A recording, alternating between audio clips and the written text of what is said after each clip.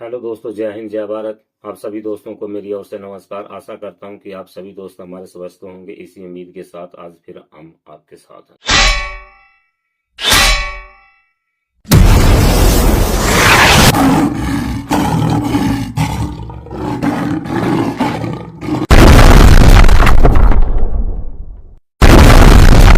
दोस्तों दोस्तों आज हम एक आर्टिकल की बात करेंगे जो आर्टिकल नंबर 79 है, तो जो पार्लियामेंट के बारे में बात करता है। दोस्तों अक्सर आप सुनते होंगे, काफी डिबेट में रहता है कि पार्लियामेंट पार्लियामेंट पार्लियामेंट। कई बार कुछ हमें पता ही नहीं हो पाता है कि ये पार्लियामेंट होती क्या है। कुछ हमें क्या है कि अपने डायरेक्ट इलेक्शन से क्या है कि कुछ हम अपने सांसद चुन लेते हैं। तो कई बार क्या होता है कि हमने सुने भी नहीं होते हैं, तो उनका नाम भी होता, बोले ये कब इलेक्शन लड़ा था। हमारे मन में ये कई बार बातें आती थी, हमें हमारे दिमाग में ये बातें हमें गूंजती रहती थी। हमारे दिमाग में होता था कि जब ये सांसद थे नहीं, जब इलेक्शन नहीं लड़े, तो ये कहाँ से आए।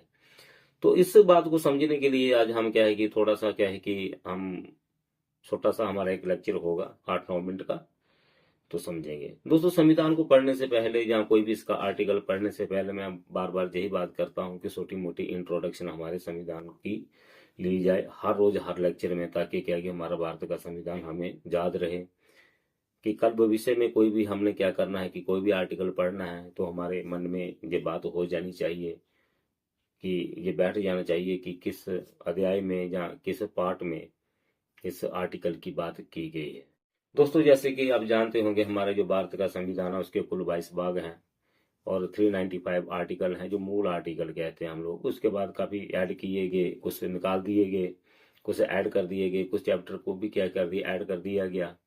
तो जो मूल हम वो बोलेंगे, जो जैसे संविधान का निर्माण हुआ था, जो मूल जो आर्टिकल है वो 395 है, और 22 इसकी जो पार्ट है, जो इसकी जो शेड्यूल है, जो भी मूल है वो भी 8 थी। लेकिन बाद में अभी वर्तमान में इसकी जो अनुसूचियां हैं वो हैं इसकी 12।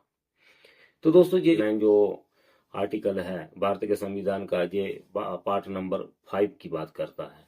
तो मैं आपकी जानकारी के लिए बता दूं कि अगर संविधान का सबसे लंबा पार्ट है तो यही पार्ट है, क्योंकि सबसे ज्यादा आर्टिकल इसी में ही है।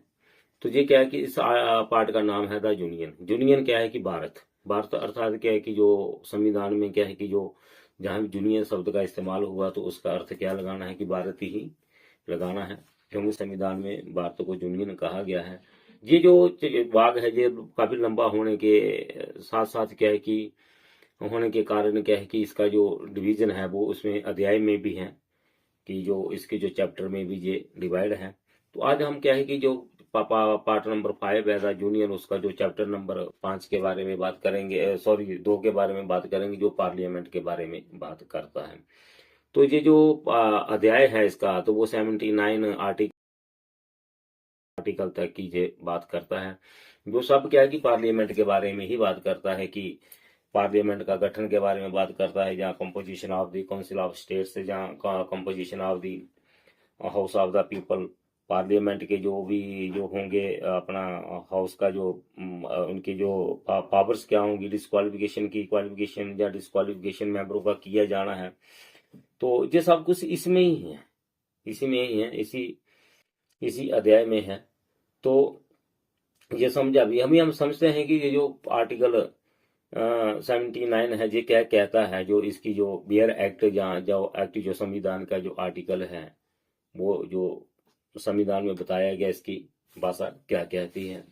तो ये कहती है कि कॉन्स्टिट्यूशन ऑफ पार्लियामेंट, अर्थात क्या है कि संसद का गठन। There shall be a parliament for the union which shall consist of the president and two houses, to be known as the council of states and the house of the people।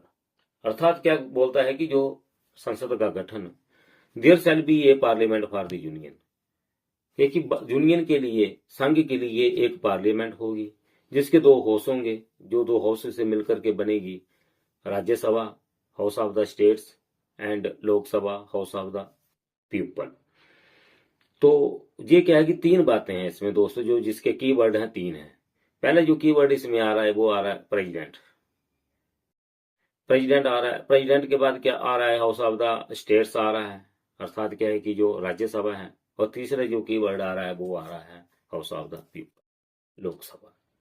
अर्थात कि राष्ट्रपति, राज्यसभा और लोकसभा दोनों house को लेकर के राष्ट्रपति जो होंगे, जो कि पार्लियामेंट के हेड होंगे, तो इनको मिलकर के संघ की संसद होगी।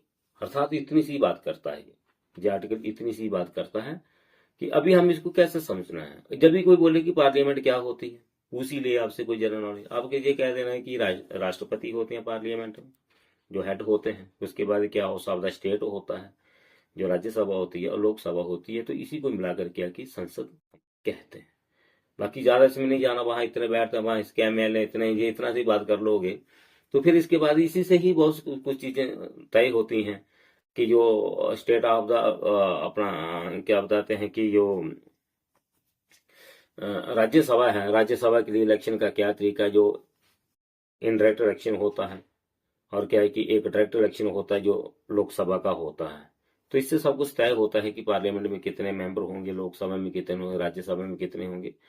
और क्या है कि शायद आपने इस बात को समझ गए होंगे, पार्लियामेंट क्या होगी। राष्ट्रपति दो हाउस से मिलकर के क्या है कि पार्लियामेंट का गठन होगा, जो भारत के लिए अर्थात संघ के लिए पार्लियामेंट होगी, इसको हम पार्लियामेंट कहेंगे।